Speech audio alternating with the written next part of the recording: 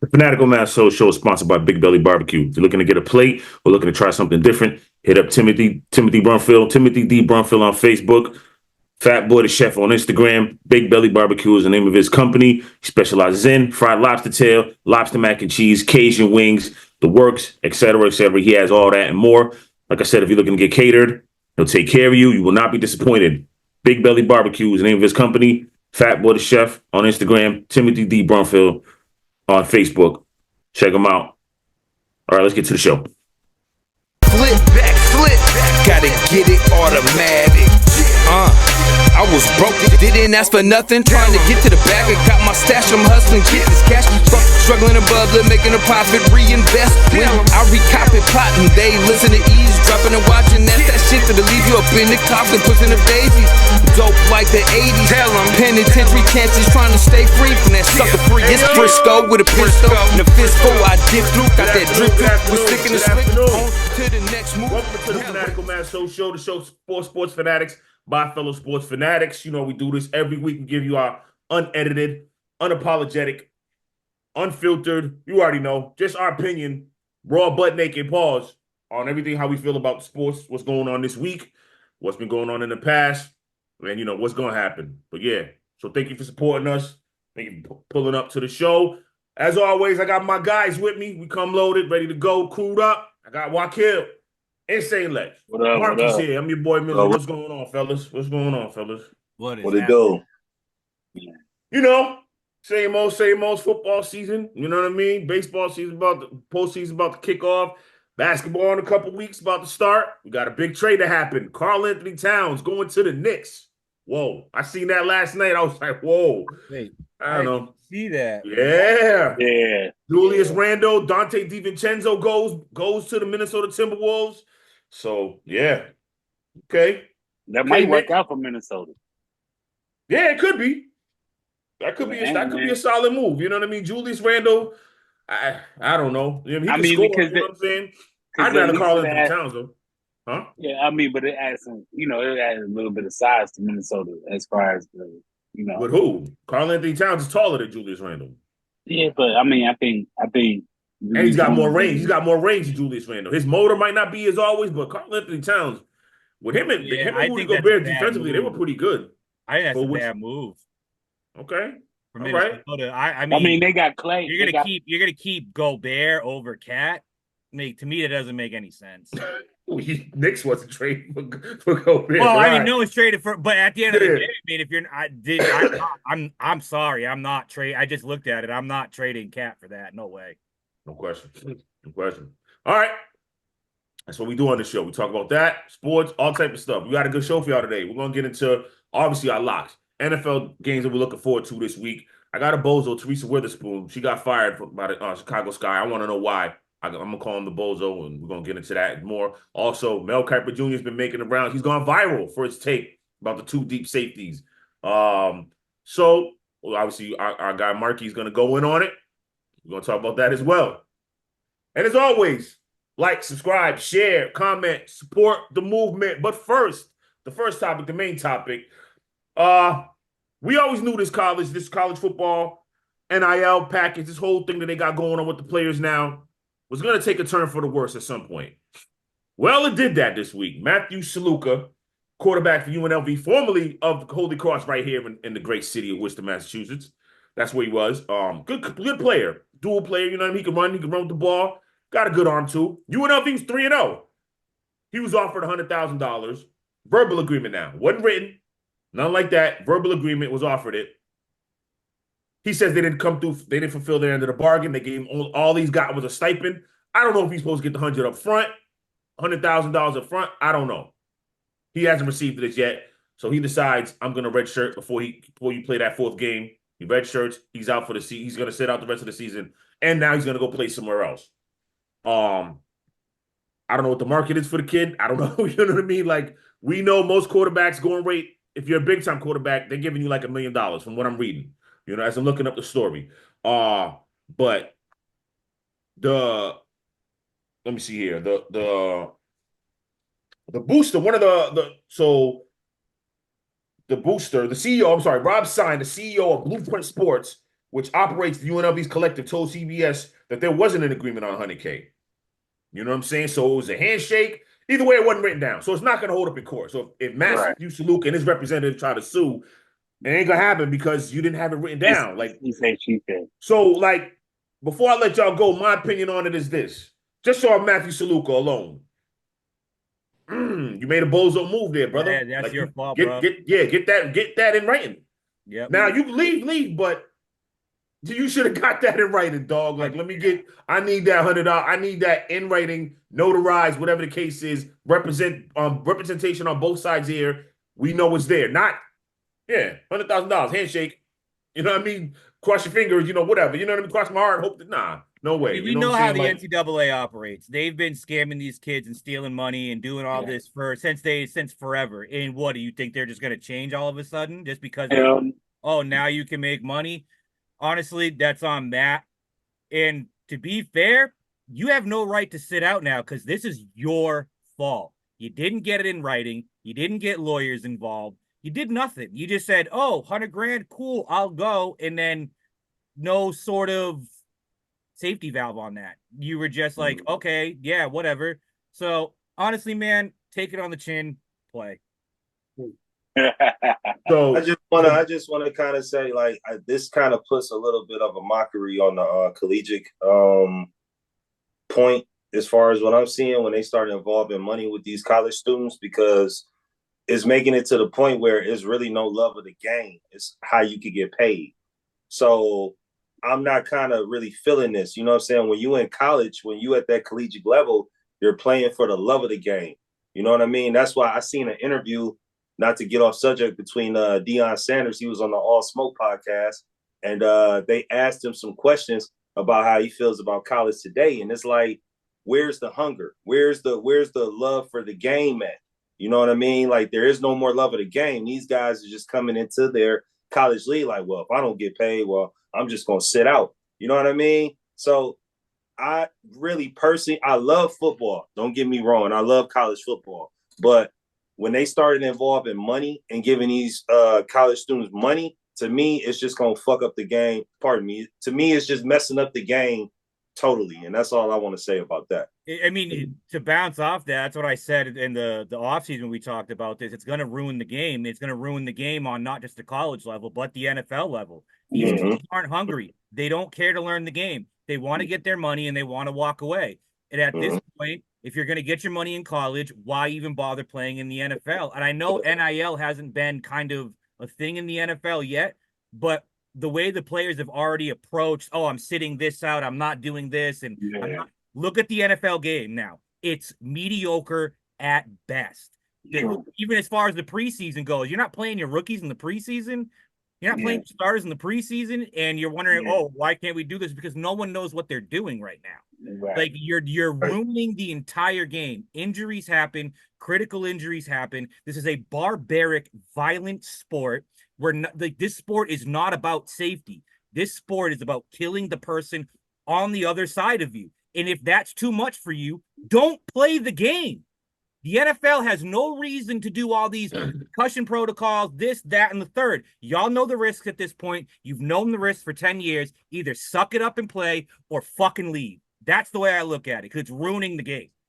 Okay, but let me ask you this. But I think with all the scandals with how players was getting paid, like Ohio State, you know what I'm saying? We know it's been happening. Right. Go you know what I'm saying? So I think that this always been going on, college kids getting paid underneath the table.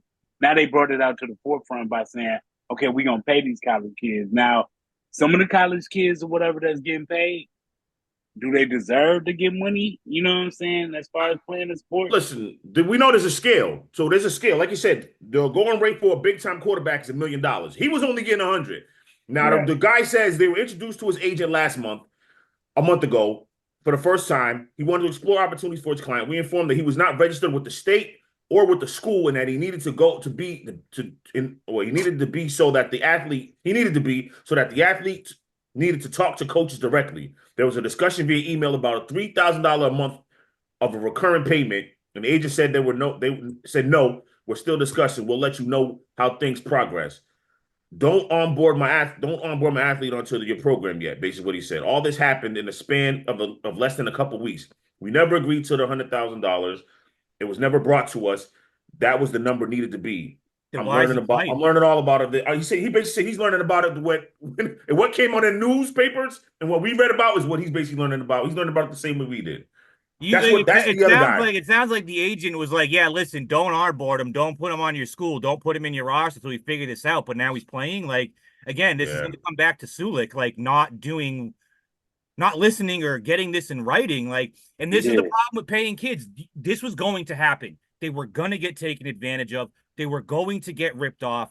The best way the NCAA should have handled this is turn a blind eye to whatever they were doing behind the scenes. That is the best way to handle it. The NFL does it. I don't care what anyone says. The NFL does it with steroids and PEDs. Every now and then they'll catch a guy and flag him and test him. But we all know that these guys are taking a whole bunch of stuff that they shouldn't be doing. Doing a whole bunch of shit they shouldn't be doing that's getting swept under the rug. And when it comes to these college athletes, the schools need to do a better job at putting it back under the rug. The NCAA sees we tried NIL. It's not working. If you want to go out and make money on your own through autographs, through stuff like that, cool. We'll turn a blind eye to that. Right. This was going to happen. It's only going to get worse from here. Yeah, it is. I agree with that. I definitely we seen, like we talked about, the running back early in the pre-show. The running back from the UNLV is also leaving. USC, the defensive lineman, actually he transferred from Georgia to go to USC, didn't get the money he wanted. He's leaving. So yeah, this is just the start. Tip of the iceberg. They should have got this under control. It's the NCAA's fault. NCAA's fault initially. Now, Matthew Sluka situation, we can all agree, like, bro, how do you not get it in writing? Yeah, we don't even gotta go past that. Like, bro, you didn't get it in writing. Well, that's on you. You know what I mean? Like, but wait a minute, hold on.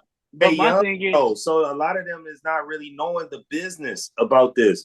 Some got an agent. The agent's putting shit in their ear, like, you want to get paid, blah blah blah. You know what I'm saying? But it's no one's business 101, economics 101. If someone's offering you a large sum of money, get that shit in fucking writing. Like, even in my day-to-day life, if someone's like, hey, I'll give you $200K for you to promote my content on your pages, I'm gonna be like, okay, get writing, getting notarized, all that. That's how, like, that's just business economics 101. Anyone, especially a college kid, understanding, and the agent too. Like, that's your job, bro. Like, it's a whole fail on that side of the argument. Maybe the agents are getting money underneath the table. You know? No, I mean, listen, there shouldn't be no money involved in this college shit. Period. There shouldn't. No. I agree with you, Lex.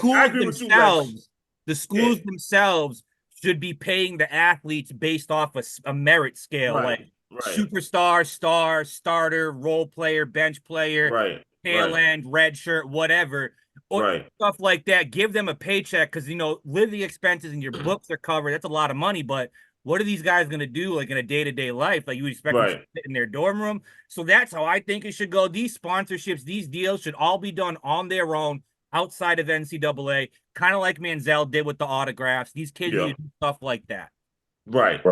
Exactly. Yeah, if you're that good and you do the autograph thing, go get your money. You know what I'm saying? But figure out a way to get a pay scale or something. Get a pay scale or something like that. Like you said, pay them. And then this got to be, these kids shouldn't be driving around in Cullinans and Ferraris. Like, Carson Beck, the quarterback for Georgia, you in a Ferrari? You in a Lamborghini? Like, what the, bro? I mean, look at Dion's son. That's what I'm saying. He's in a Cullinan, like a Cullinan. Like, and then now look at his attitude. Like, he's like look at his attitude. He's out there like, I'm him, I'm this, I'm that. And it's like, bro, like, chill out. Like, you're not even that good. He's only to that point until he get injured or something happens. And then all that shit is going to be quiet then. Yeah, like, he threw his whole offensive line under the bus. Like, what quarterback does that? Yeah, Nebraska, yeah. But then he came back and threw that Hail Mary, which was, I mean, it's bad. I guess you could say it's kind of bad defense from Baylor's point of view perspective, but it was a good throw, good catch. It was. And the good thing with college that never translates in the NFL is you can get away with ego in college. You cannot get away with ego in the NFL.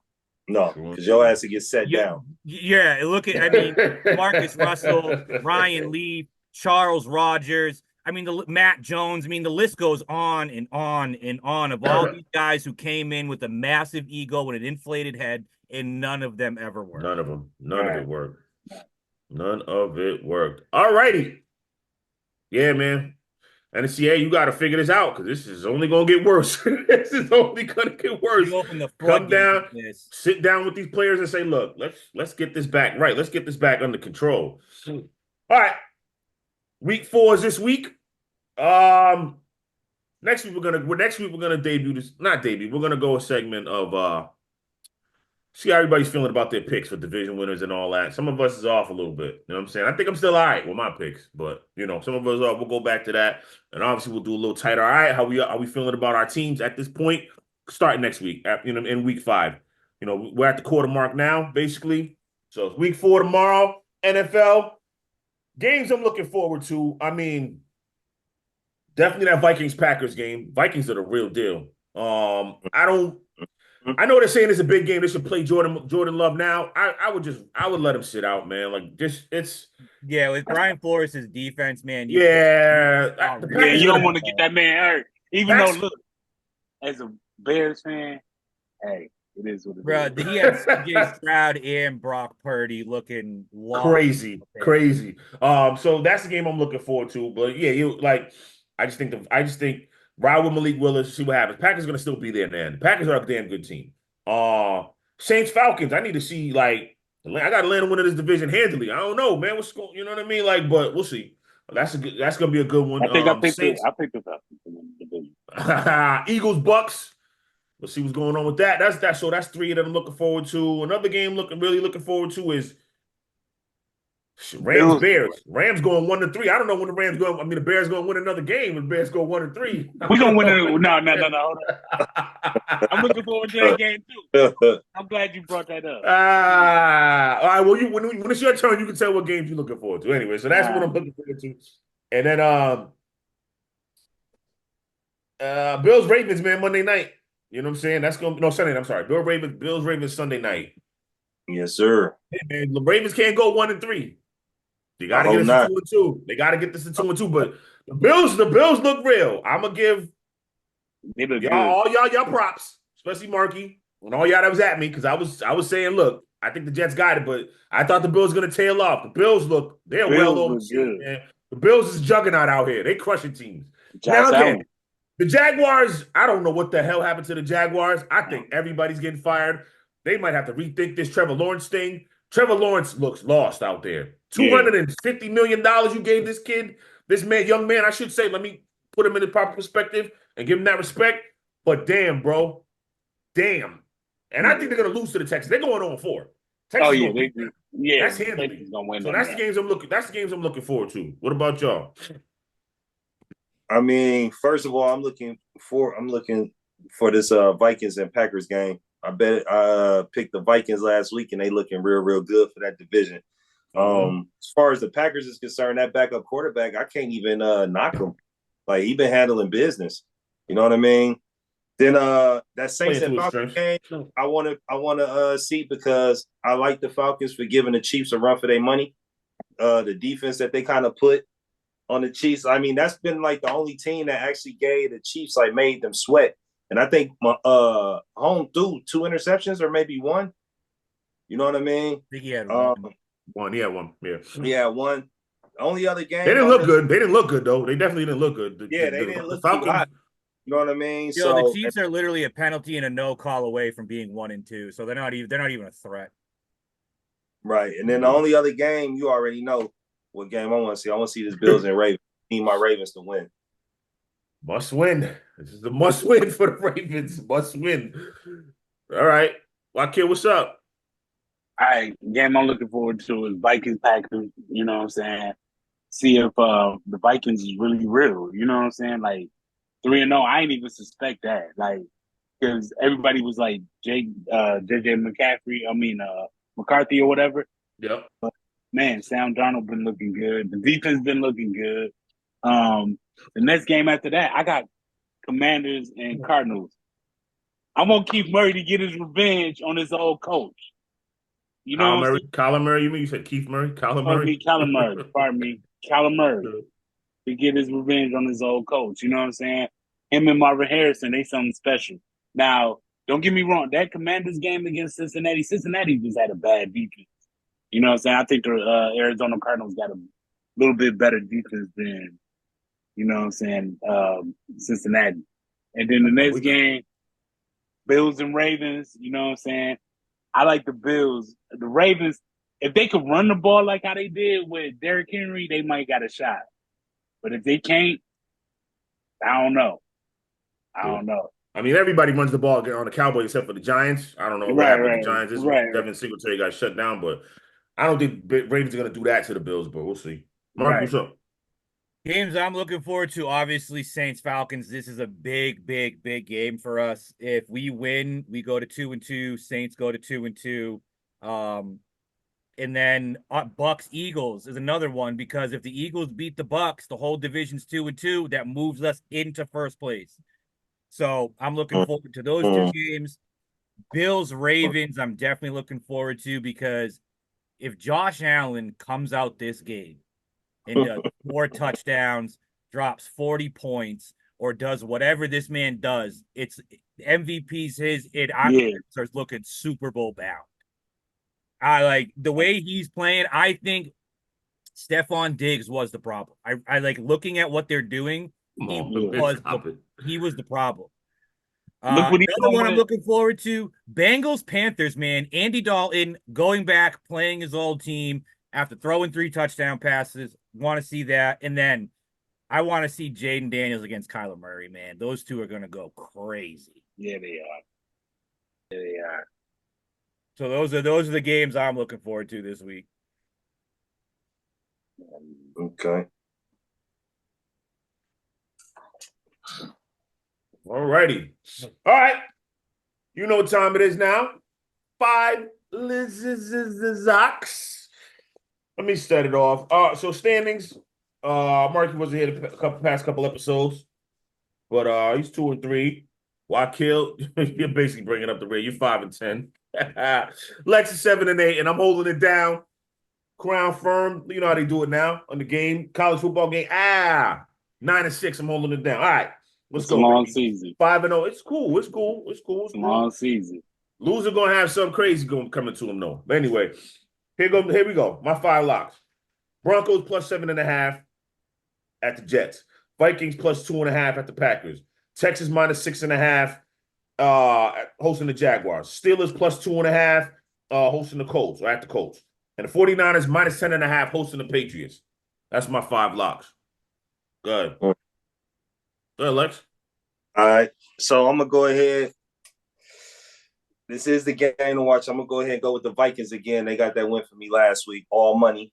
That Saints and Falcons. I'm going to go ahead and give it to the Falcons. I want to see the Falcons. I like what the Falcons did against the Chiefs a little bit. So I'm going to go with the Falcons, all money on that. Of course, I'm going with the Ravens against the Bills. And then I'm going Texans over the Jaguars.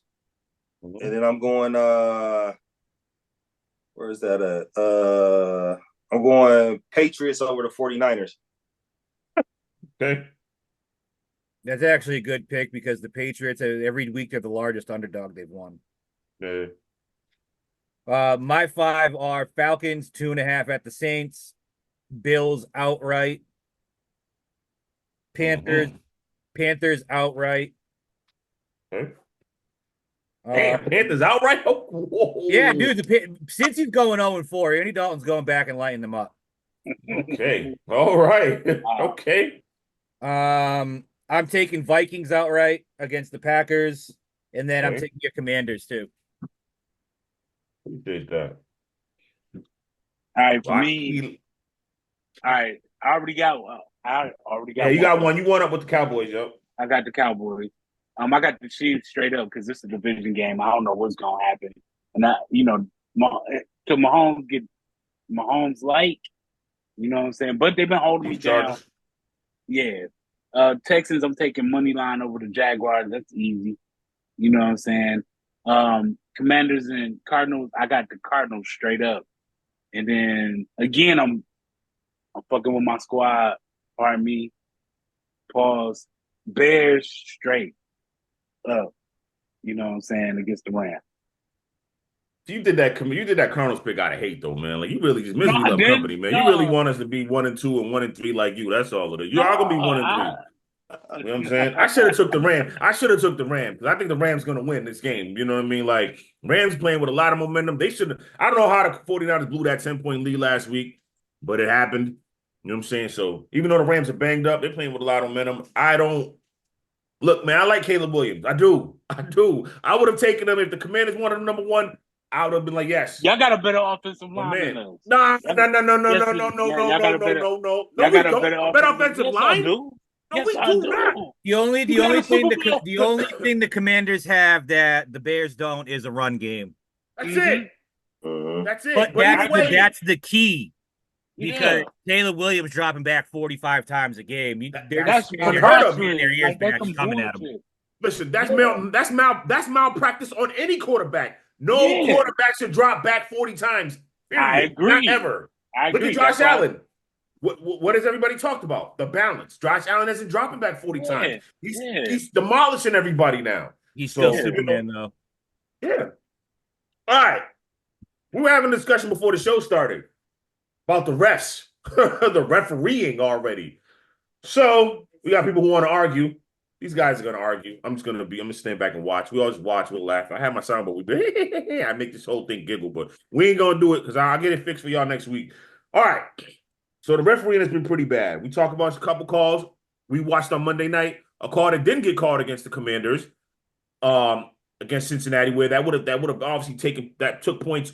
I'm sorry. I think it was a 2-point conversion they went for. They lost it. So that would have been 2 points there, or potentially 2 points.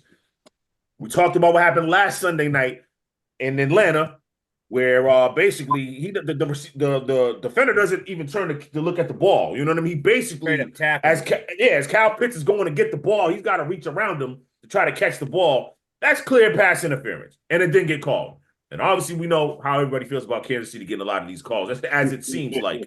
So there's been a lot of, and obviously I know you guys noticed this. We spoke about it. From game one, they've been really emphasizing this illegal formation as far as the linemen. You know what I'm saying? Not necessarily the false starts, but the illegal formation. So if they're not up on the belt line or whatever it is, if they're not, you got to be between the belt and I want to say it's either, I don't know what it is in the NFL, but I knew when I played, it was between the belt and the kneecap. Right. So they're emphasizing that more, a lot more. And you've seen that call. Like I don't know, man. Like so. But that's the little stuff. But so that one I can let go of. The one that I can't let go of is when they call it on the receivers. Because here's the thing. I played receiver my whole life. The ref's job when you get out there is to ask you, on or off? I'm on. Okay, move up, back up. They tell me where, because we're 20 yards down the line. We got tight ends, we got line, we got deep. We can't really see. Mm-hmm. So the ref's job in that situation is to say on or off. On, okay, step up, good, stay. Off, back, and they're not doing that, and then they're throwing the flag. So the refs themselves are missing part of their job. I also do think that's also due to a lot of these guys are probably throwing in some money on these games on DraftKings. I'm just going to be honest with it. That's my opinion. And then when it comes down to these pass interference calls, they're so all over the place. They called Kyle Pitts. The reason why they said they didn't call it on Kyle Pitts and what was his name? Something Cook, was because it was a bang-bang play. No. You want to talk a bang-bang play, it's the Cincinnati that you threw the fucking flag on. Because here's the thing. When a DB is breaking on a ball, they have just as much right to it as the receiver. So they're allowed to make contact as long as they're going for the ball, which you can clearly tell that's what he was doing. That should have been the no call, and the Kyle Pitts one should have been the call. The Chiefs are literally reversals away of being 1-2. They're not good.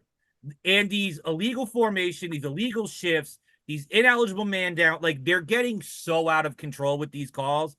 they need to back up. Thursday night was an absolute disaster. Joke, yeah. It was that game was horrible to watch, man. I couldn't It really watch was, it. but these I mean, flags are getting like. well, the flags was part of it. You know what I Yeah. mean? Like the flags are part of it. I mean, yeah. What's up, Wakil? What you got? What you thinking about the refereeing? Yeah, it's been BS, but all I can say about Kansas City, win a ring, and then you get the same treatment. All right, well, That's we're all. talking about the referee. We were I'm disagreeing just pre-show. saying, What were win we a ring. disagreeing? We were disagreeing pre-show. What was we disagreeing on pre-show? Win a ring. The refereeing as far as We what was we talking disagreeing about? referees. Oh, as far as the pass interference with Cincinnati and Kansas City. Kansas or City, whatever. that second game. That Okay, was yeah, that was to me that was a pass interference. Now against Atlanta, I can say that was a pass interference too. But like I said, win a ring. But so they're both technically in a way pass interference. It's just the way the refs explained Kyle Pitts. You called Kyle Pitts bang bang. No, that's straight up pass interference. Head was turned, arms were wrapped. Yeah, he wasn't So even. in the bang bang was the Cincinnati one. That's the one where you really shouldn't throw the flag. But I see what you're saying. It could be pass interference. Right. But that's a bang bang. Kyle Pitts was not. Also, the Derwin James hit in the Steelers game, bro. Please tell me where this is suspendable. Right? Yeah, I don't. And guess who you're playing on Sunday? The Chargers. I mean the Chiefs. The Chiefs. Let's fucking come on. Not only that, who was it? Was it week 1? The Chiefs when they put Jawan Taylor had like 4 false starts that weren't even called. Yes. They called a lot of them on the Ravens though. They was getting. They did, but Jawan Taylor stood up. I'm like, where's the flag? I see. Yeah. Yep. They're favoring the Chiefs. They did the same thing with New England. The only difference is when it was New England, you got like 1, maybe 2 calls the other way too, to kind of make it seem like they weren't really favoring Brady. They're just blatantly telling Patrick Mahomes, yeah, we'll win the game for you. Mark just pretty much said what I was thinking. I ain't been agreeing with these referees at all. Maybe they could have a little bit of money under the table to throw some of these games. Because that game won early in week 1 was just bullshit. Like they was calling in weak ass calls on the Ravens for the simplest of shit. So I'm still gonna say it like I said it on previous episodes. It's a conspiracy theory with these referees off top. Pass interference and roughing the quarterback need to be reviewable like turnovers and scoring plays. Absolutely. Definitely roughing They've gotten to the the point where they're too fucking crazy with how they want to throw these flags. Some refs will allow it, some won't. Others, it's just pass interference, roughing the passer, need to be able to call down from New York and say, hey, we're reviewing it, just like they do turnovers and scoring plays, and just fucking get the refs out of this. Yeah, I agree with that. All righty. There you have it, ladies and gentlemen. All right. We come back from the break. We're going to talk a little bit about Mel Kiper Jr., his comments about the 2 deep safeties. Why anybody so mad getting rid of them. Talk about that. We're going to get into our bozos. All that more. Like, subscribe, share, comment. Marky, Wakil, Lex, right back after this. Your boy Mizzo, Fanatical Massholes Show. Broke game, had shit. Money to make it backflip. I gotta get it automatic. Money to make it a habit. I was broke, ain't had shit. Money to make it backflip. Gotta get it automatic. My team hold weight. City boy, Golden Gate up north, Cali place. Handy to get to the cake. Marky, Wakil, Lex, your boy Mizzo. All right, before we get into Mel Kiper, let's go real quick. College football. College football is kicking off soon. According to Joe Klatt, his top 10, he's got Texas, Ohio State, Miami, Florida, number 3. Number 4 is Tennessee. Obviously, Texas and Ohio State is 1 and 2. So number 5 is Georgia. Number 6, Alabama. Number 7, Ole Miss. Number 8, Penn State. Number 9, Oregon. And number 10, Utah. I don't mind that list. I like that list. That's a pretty good list right there. I'll take that. Georgia and I'll take that. Alabama are a little too low. Well, I think because the way they looked against Georgia, looked against Kentucky, they should have smashed them, and that was could have lost. They damn well could have lost that game. So that might be why they brought him down. And Texas is romping teams again. Texas played UNL, University of Louisiana Monroe, and then you know what I mean. They're not Because they beat any juggernauts They either. beat the brakes off Michigan in there. Because they beat Michigan. Right, that too. They crushed them though. Yeah, but I mean, Michigan didn't bring back everybody. You know what I mean? Like, okay, but Michigan turned around and beat USC, which that was a close game. That could have went either way. Yeah, Michigan, USC. And listen, okay, if the quarterback Miller doesn't throw that pick six, I think USC wins that game. I mean, look, Michigan defense is good, but they couldn't match up with Texas. Like that's just what it was. No, Texas is the clear number one team. I'm not going to deny that. They're the clear number one team. But to be honest with you, I like Alabama. Like they look good, but I don't know. We'll see tonight. They play Georgia tonight, so that's a big test. We'll see what's going on with that. This 12-team playoff might be all right. You're going to see. I know it kind of. I get what everybody's saying. It takes away the whole mystique of the regular season in college football, but come playoff time, and this is going to be good. You might get some rematches of games, and you're going to get you're going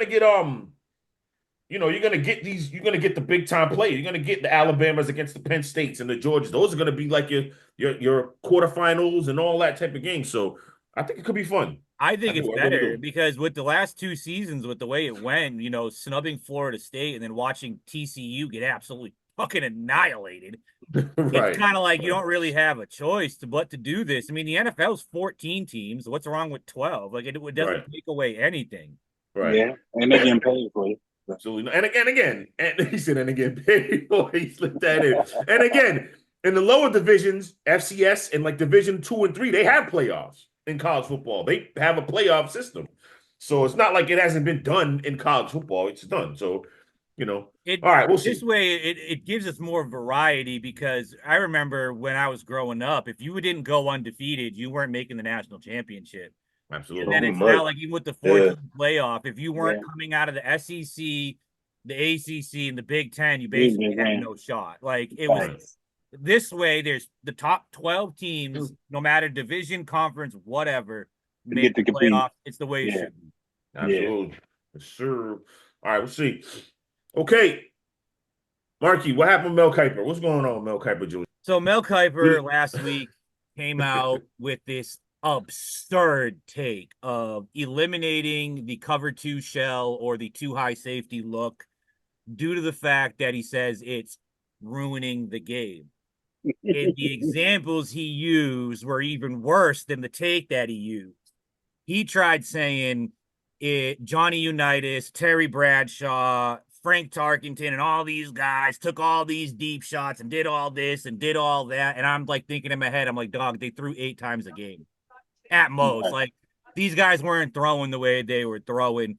The too high safety look, in my honest opinion, is probably the best defense to run in today's NFL. You have guys like Tyreek Hill, Jalen Waddle, Zay Flowers, Xavier Worthy, guys who are just blazing fast. These safeties need to keep back. We all knew this was going to happen at some point in the NFL. These high-flying passing offenses were going to get stopped. They got stopped. Now they have to revert back to the same style of football that we're used to. Running the football first, establishing the run to establish the pass, coming off play action.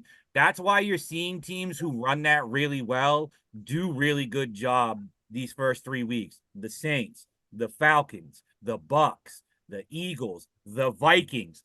The reason why these guys are winning is because they're doing it the right way. They're not putting 4 or 5 guys out there and saying just fucking run and get open, and they're not just throwing it 80 yards down the field. They're stopping that. To say that this is ruining the game is just coming from the worst draft analyst ever. To say that Johnny Unitas and Terry Bradshaw and all these guys were throwing it and doing it and making these big plays compared to what we see is just outrageous. Like, shut up. Shut the hell up. You're just mad that your takes will no longer work. That's the way I look at it. This is just a personal thing for him. But here's the thing. When you have guys who run a 4-2-1, you need to put your safeties 15, 20 yards backfield. Because guess what? I don't care where they are. They're not outrunning him.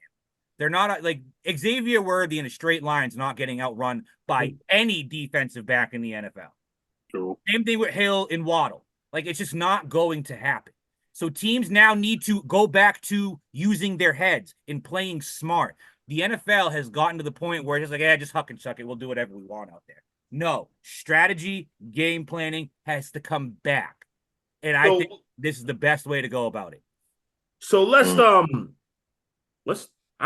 honestly, man, I tried the devil's advocate this, but I can't. Like, I don't get what Mel's saying. Like, I don't understand.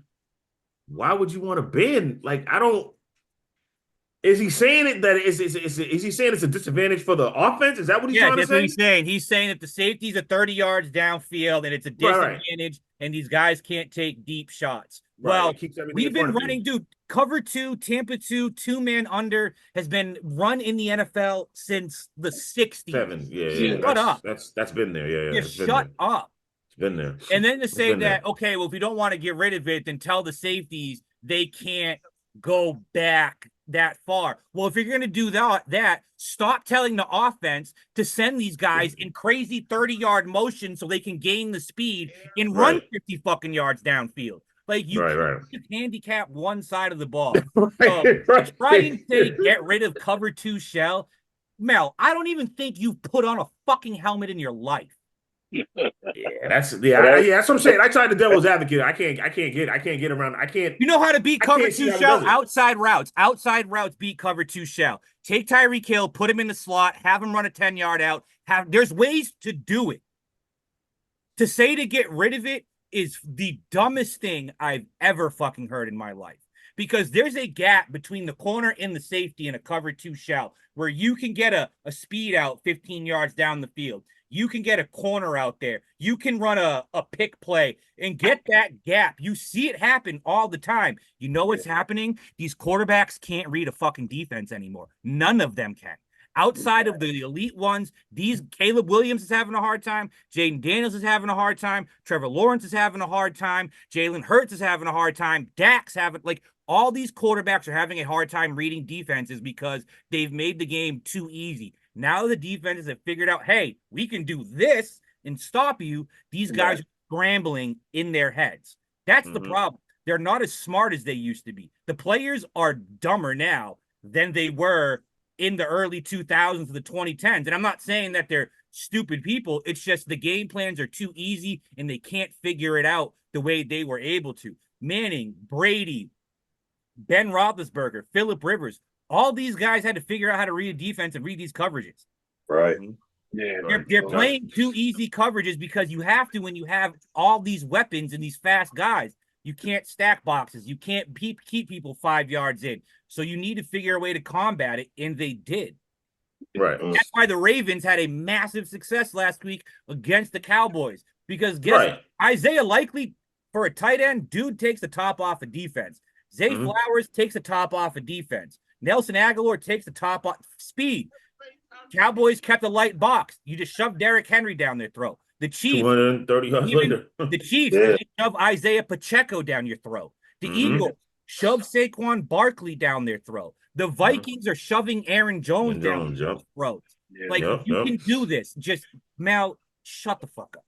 Again, like the Lions. The Lions. Remember what happened on opening night against the Rams? They went away from their scheme and what their game plan was. And what did they do in overtime? They just ran the ball 7 out of the 8 plays that they ran and scored a touchdown, and that was the ball game. You know what I'm saying? So, man, I tried to help you, man. I love Mel, though. I think Mel's a great draft analyst, but that was a bad take, man. That was one of the all-timers. That was an all-time bad take by Mel. You know what I mean? It was the way he said it with his chest and with so much confidence. I was like, dude, shut up. That's just like I don't like the fact that how they do kickoffs now. Where they I see it. It's a way to it's a less where they're running into each other from a far distance. That's kind of why they did it. You know what I'm saying? And to get more returns. Everybody's getting a touchback. So it's like, what's the they're not doing it. It's not still not entertaining. I think because it's so new, you got to give this a couple years to kind of really figure out how to do it. You can't they threw this in what, April or May, and was like, and then the teams didn't have that long to figure this out. I mean, what's his name from Dallas, I think, does a great job at it. He just kind of lines it down the field into the landing zone and doesn't give you a choice but to return it. Or if it takes a weird bounce, it rolls into the end zone, you get it at the 20. Like, Right. it's putting a little bit more strategy behind it. It's going to take kickers a while to figure it out. It's going to take return men a while to figure it out. But this is a play that I think could really open up the game more. I like it. More returns. You haven't seen a lot of touchdowns, but you've seen them get more yards, which Right. compare. Right. So That's what I'm saying. 2023, 22% of all kickoffs were returned. Week 1, I think it was like 48% were returned. So you're getting more out of it. Okay. True indeed. All right. So Mel was Marky's de facto bozo. My bozo of the week is the Chicago Sky. They fired Teresa Witherspoon. Now, I'm biased towards Teresa Witherspoon simply because when the WNBA first started, I loved her. Her in the New York Liberty. So I love Teresa Witherspoon, but I love what she brought to the Chicago Sky. I keep saying fire. Chicago Sky. What she did for Kennedy Carter. What she did for Angel Reese. And then they fired her. I don't know why they fired her. I tried to read what happened. It says, after careful consideration, we decided it is in the best interest of the organization to part ways with head coach Teresa Witherspoon. They're deeply appreciative of her contributions and all that. Like, man, look, I mean, they finished 13-27. You know what I'm saying? Angel Reese got hurt towards the end of the season. Whatever, you know what I mean? But they like, come on, man. Like, there's no reason. Y'all traded Marina Mabrey. You shouldn't have traded her to Connecticut Sun. Now she's shining over there.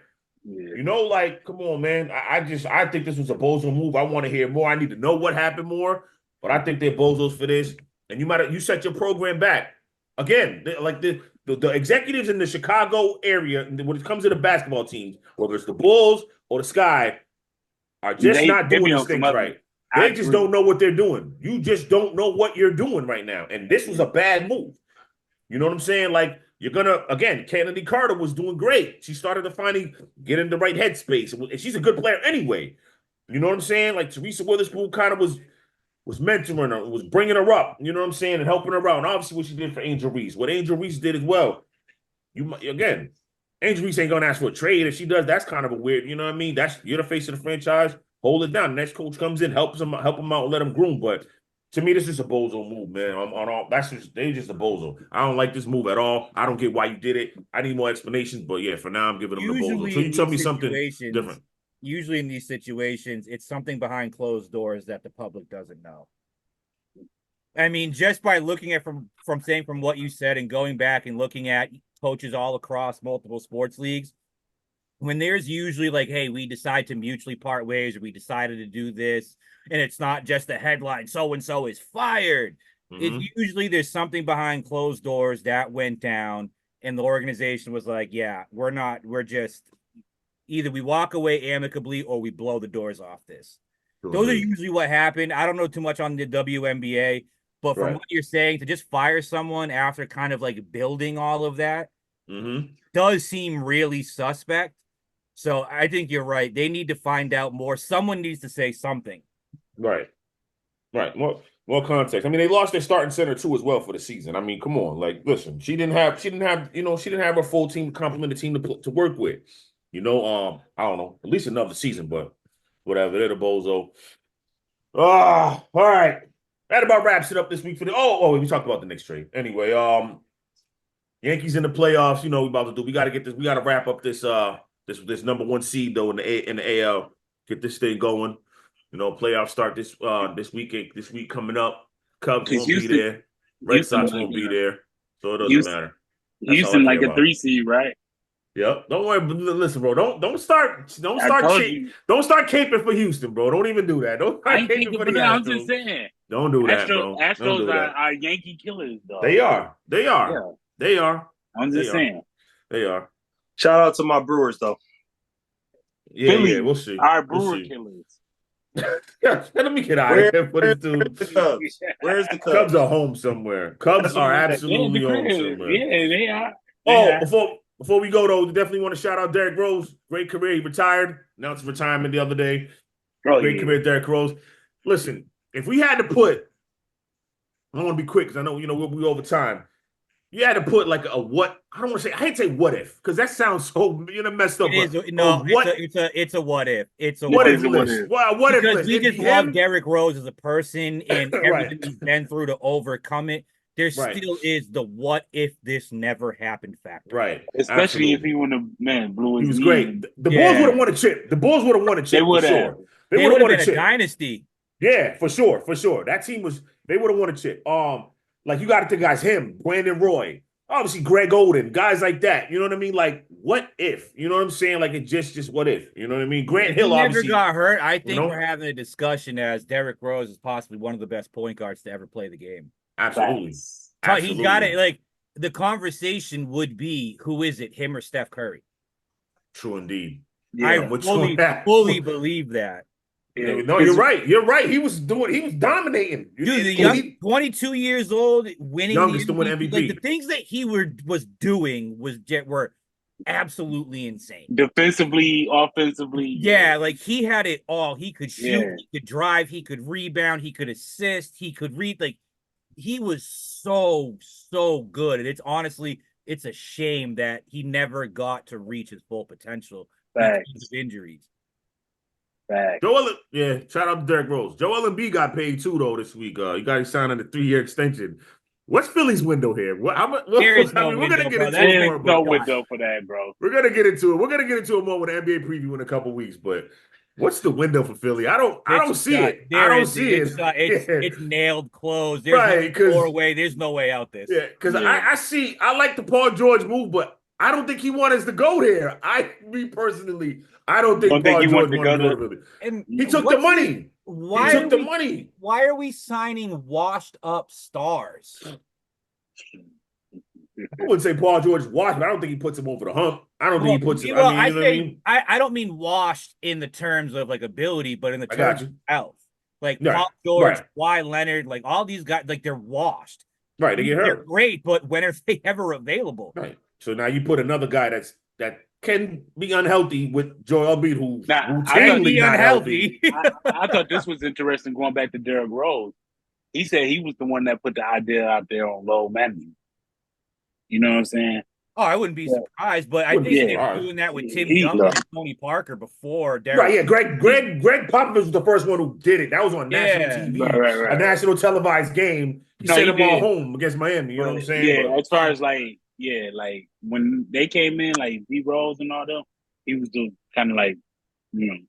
Damn, D Rose, man, great career. Again, wish could have seen more, man. Wish it would have been better, but again. He honestly, dude, I'll go and say it. We would be having the LeBron, Kobe, Jordan, Derrick Rose top. Yeah, that's how good I think Derrick Rose. Yeah, that's how good he was. Yeah, Right. already. Imagine if he grew into that. Like we're talking probably as in the conversation of the greatest. Yes, sir. Especially if he turned Chicago into a dynasty and played crazy like that. Like you have to put him in that conversation, whether you say he is or not. You have to mention his name at that table. Yeah, he was man. All right. So next week we're gonna talk about the teams that are 0-4, the teams that are trash. And if we're tight, we're the fan base. Where they go from here? We're gonna talk about all that and more. Enjoy the games this weekend, people. Thank y'all so much for watching. For Marky, Wakil, Insane Lex, your boy Mizzo, Fanatical Massholes. Have a great weekend. Money to make it a habit. I was broke, ain't had shit. Money to make it backflip. I gotta get it automatic. Money to make it a habit. I was broke, ain't had shit. Money to make it backflip. Gotta get it automatic.